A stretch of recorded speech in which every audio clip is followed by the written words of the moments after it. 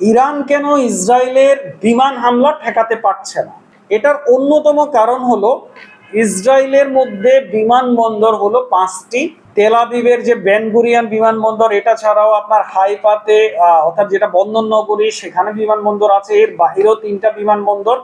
এছাড়াও কিছু ছোটখাটো বিমানবন্দর আছে যেগুলোতে ডোমেস্টিক ফ্লাইট আপনার উঠানামা করে, এবং কিছু আপনার প্রাইভেট এয়ারস্ট্রিক্স আছে। বিমানবন্দরগুলো যতক্ষণ পর্যন্ত কার্যকর থাকবে ততক্ষণ পর্যন্ত কিন্তু আপনার ইরানের ভেতরে যে বিমান হামলা হচ্ছে সেটা ঠেকানো মুশকিল হতে পারে।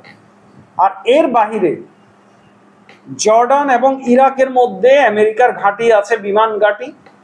গতকালকেই আপনার ইরাকের একজন আপনার বলছিলেন যে উনি যখন জাতিসংঘে কথাগুলো বলছিলেন ঠিক তার পূর্ব মুহূর্তে অন্তত 50টা ইসরায়েলি বিমান ইরাকের আকাশ সীমা দিয়ে উড়ে যাচ্ছিল।